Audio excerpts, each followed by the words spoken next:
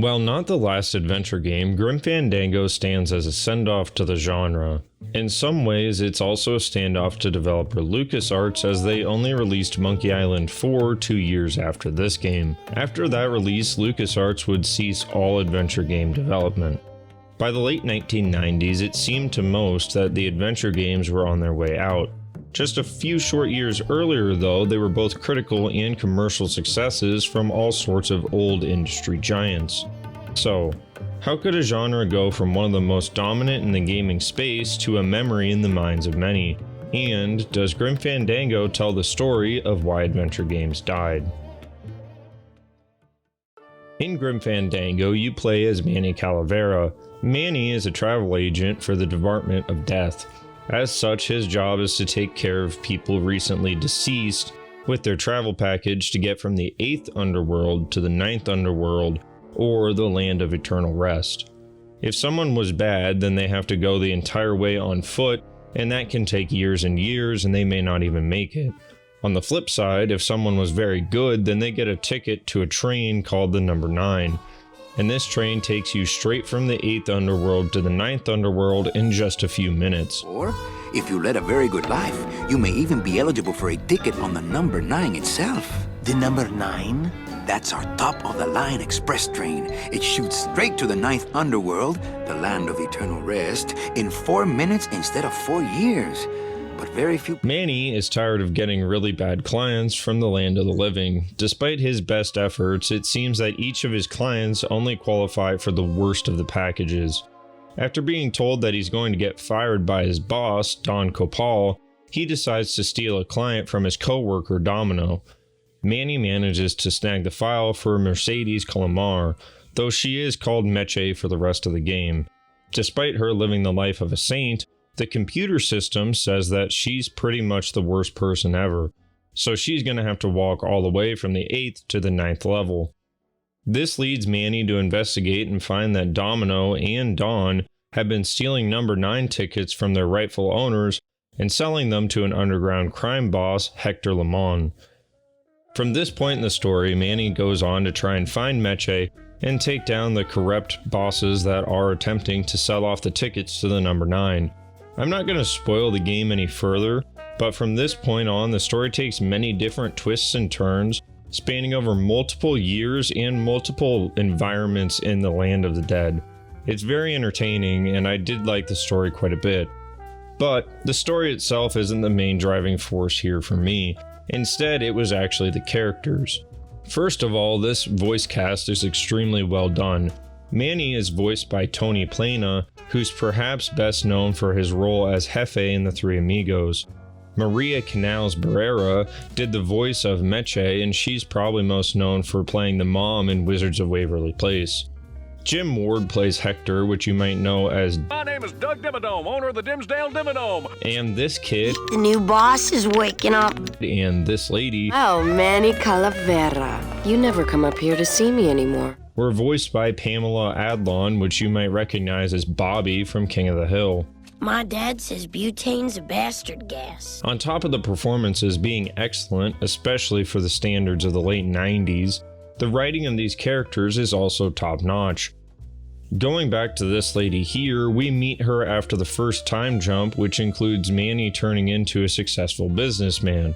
At no point do we see these two start their relationship, but the way that they interact with each other shows that their relationship has grown off-screen. This style of writing is all over the place and helps the different characters we meet feel more than just two-dimensional cutouts. Even minor side characters give us enough to know about them, but not quite enough to paint a full picture about their individual lives in the Land of the Dead.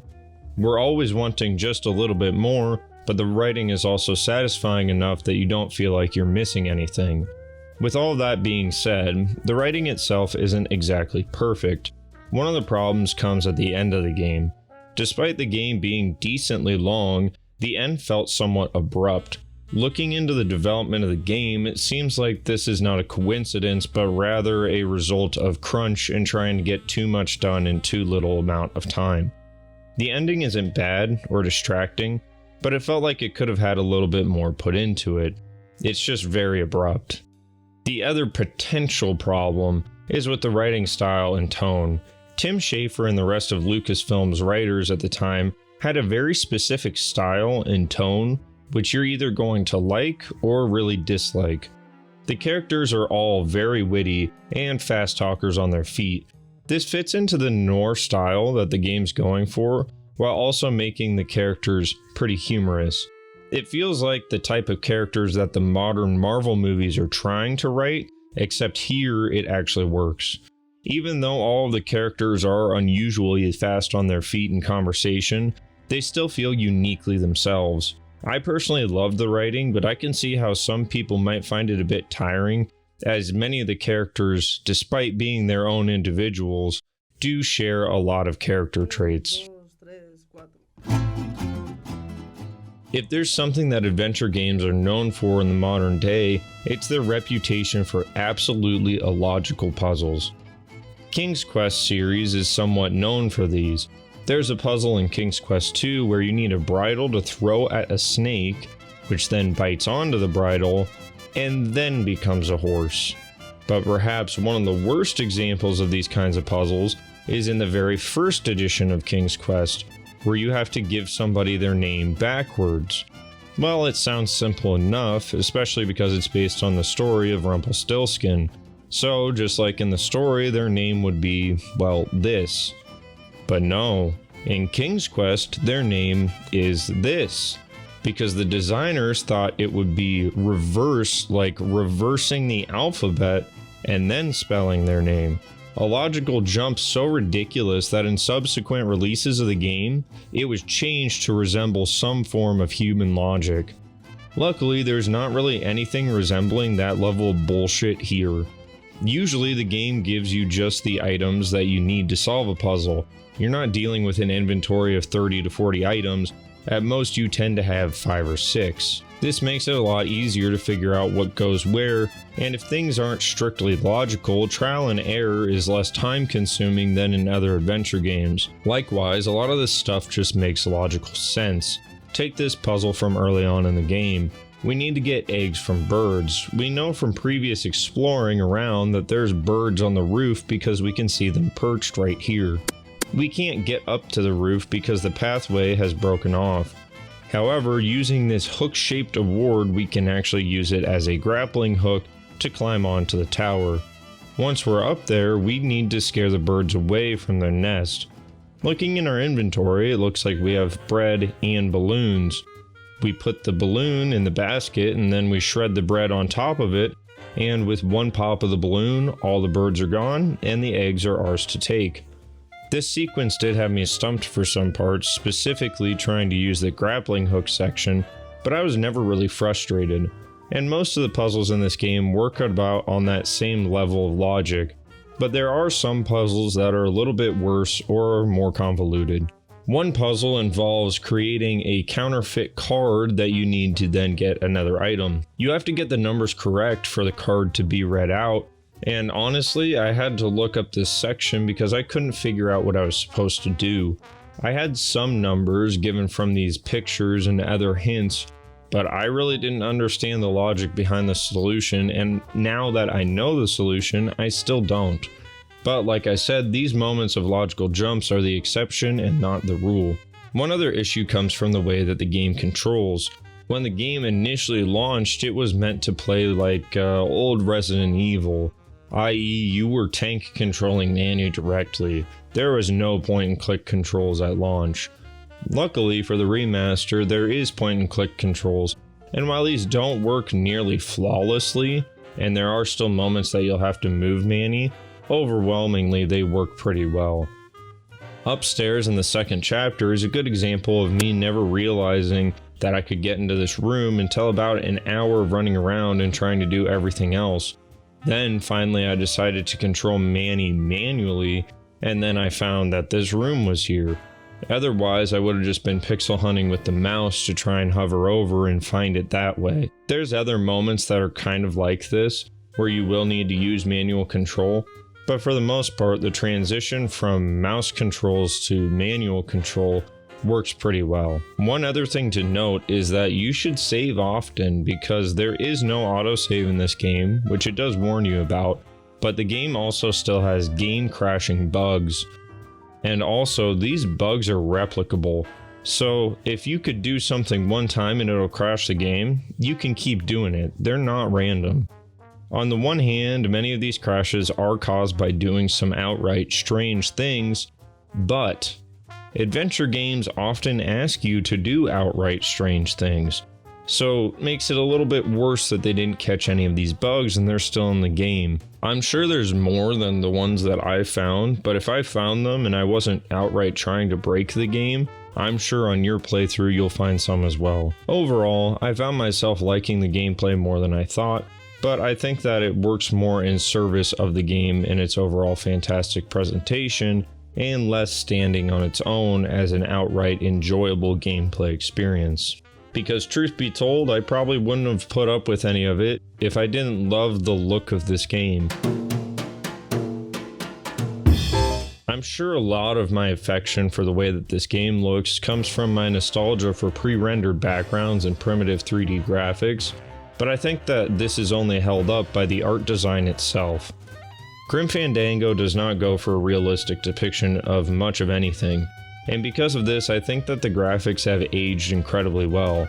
If this same amount of limited graphics were used to try and make realistic characters, which other games at the time would go on and do, then it would probably look like milk. Take for an example, Gabriel Knight, which came out the next year. It went for a more realistic design in both the environments and the characters, depicting all the characters and environments in 3D, and frankly, it looks like ass now. And even back then, people complained that it didn't look too good. The designers of Grim Fandango probably knew that the 3D technology simply wasn't there to do what they wanted.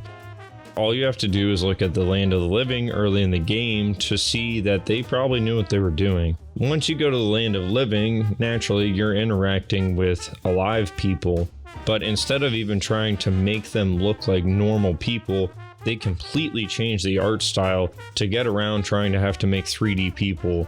And frankly, it looks awesome. I love this section. I wish there was more of this stuff, but sadly, this is the only time we get to go to the Land of the Living. You can count the number of polygons on a lot of the characters, but this world is cartoonish enough that it's never really distracting. As an example, Glottis looks strange, but he's also supposed to look strange. The lack of 3D fidelity is not the cause of this. All of the skeletons, despite being, skeletons, look very different, which would be incredibly difficult if they went for a more realistic art style as well. I hate to break it to you folks, we look pretty much all the same once we're dead. Then there are these environments, and I love a lot of these screens. Aside from the story, I played more of the game to see what the next place I was going to go would look like and sound like. This game has a great soundtrack, with a mix of Latin influences and traditional jazz arrangements. This soundtrack is even better now because it's all been re-recorded by a real orchestra, bringing a more authentic sound to the whole ordeal. The aforementioned superb voice acting is just the cherry on top to bring the whole visual and audio scene together. For those interested, the game also allows you to switch between the older lower res graphics and the newer restored graphics on the fly, which is awesome when games do that. Honestly, more games should allow you to do that. And there's a full 2-hour plus developer commentary in the game, which you can activate by walking around and looking at different things. Some people might not care, but I love when games include stuff like this because it's always very interesting to hear the developers talk about the development, the problems, and inside jokes that you might not get the first time playing. So first of all, is Grim Fandango worth playing today? Absolutely. While the game does have its flaws, I think that it's a great representation of the adventure game genre and a fitting send-off for the genre and some of its most prolific developers. Which begs back to my initial question, if Grim Fandango is good, then why did the adventure game die shortly afterwards? Well, first of all, Grim Fandango did not perform in an excellent fashion when it came to sales. There are conflicting statements on exactly how under the money the game was, but we know that the game did not sell gangbusters, especially compared to the higher than normal development cost. In terms of LucasArts' adventure game division dying, I think that has more to do with the game that came immediately after this, Escape from Monkey Island. Escape from Monkey Island was not panned as a terrible game, but fans and critics alike agreed that it would not be a game that would bring new fans into the series. The game continued with the same control of play that Grim Fandango had, i.e. the tank controls and the whole 9 yards, but this time it was in an already established and well-trodden out world. By all accounts, Escape was a jankier game than Grim, which is saying quite a bit considering the original release of Grim Fandango is no stranger to a series of janky decisions. For that reason, I think that the death of the adventure game actually comes from two places, and neither of these games were really the final nail in the coffin, but rather the final ember in a fire that had started to go out a long time ago. These two reasons are a changing in what people were looking for in video games and a refusal to adapt with the times. Let's look at the first point. By 1998, the video game market was in a very different position than when Monkey Island released in 1990. By 98, the PC release schedule was pretty crazy, with some all-time classics coming out that year. Half-Life, StarCraft, Thief, Baldur's Gate, Unreal, Star Siege Tribes, and on consoles it was pretty stacked as well. There was the boom of the 3D platformer, games like Ocarina of Time, Resident Evil, Tekken, Metal Gear Solid, Pokemon, Final Fantasy. Gaming in general had blown up. There was more games than ever and more different types of games than ever, and consumers were looking for the next big thing, which was 3D gaming at the time. And for most genres, 3D brought in a whole new spectrum of things that you could do. Something like Mario 64 brought in a whole new heap of toys that were literally impossible to do when confined to a 2D plane. People wanted games that were quicker, faster, deeper, and prettier, and this goes directly into my second point. Adventure games simply refused to adapt. There is a reason that adventure games are known for their bullshit puzzles, and it's because it was a scourge across the genre, specifically with Sierra Online titles, although some of that stuff is in some LucasArts games as well. I'm not going to pretend that other types of games haven't dipped their toes into levels of abstraction that are too deep for their own good, but many of these titles had tried to change that by 1998. A good example of this would be a series like Castlevania. Whether by bad translation or purposeful misdirection, Simon's Quest felt like a game where you absolutely needed a guide or someone to tell you exactly where to go. Of course, there's the wall where you have to select the red crystal, kneel down, and then wait for a tornado. But that's just the beginning. But by 1997, Symphony of the Night is more than playable with just your wits, intuition, and a little bit of trial and error. And while Grim Fandango specifically did make great strides to eliminate the kind of moon logic in adventure games, there was still some of that here. And other developers, like the aforementioned Sierra, had no interest in quelling that bullshit. Gabriel Knight 3, which came out in 1999, has one of the more disgusting examples of multi-step anti-logic with their cat hair mustache puzzle. This puzzle is so bad that it has its own article on Wikipedia. I'm dead serious. There were other games that were still putting players into unwinnable situations as well, which I'm not sure if that was unacceptable by 1998, but it is a deadly sin now.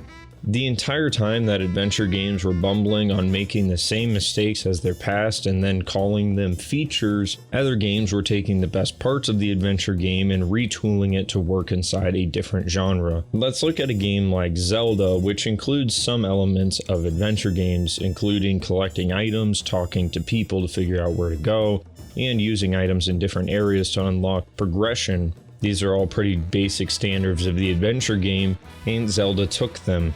Hey guys, I caught this one in the edit. It sounds like I'm trying to say that Ocarina of Time stole things from adventure games. I'm just saying that they're in a very similar genre, and Zelda's minute-to-minute gameplay is simply more enjoyable than a traditional adventure game, so moving on. The once-held monopoly on good characters and grand stories was slipping from the adventure game as well. The aforementioned Metal Gear Solid had a more cinematic style with a further emphasis on story and voice acting. Much like we're seeing with RPG elements in the current day, many different games from other genres were taking the best elements from the adventure game and leaving the bad parts on the side of the road. That's not to say anything about the normal minute-to-minute gameplay, which adventure games simply couldn't compete with. Even a game like Ocarina of Time that has a lot of running around from place to place still has a lot of combat, some kind of spice to break up what could be monotonous travel. On top of that, there's side areas with extra things to do. Long story short, even though you're running around, there's always something to do and something to be on the lookout for.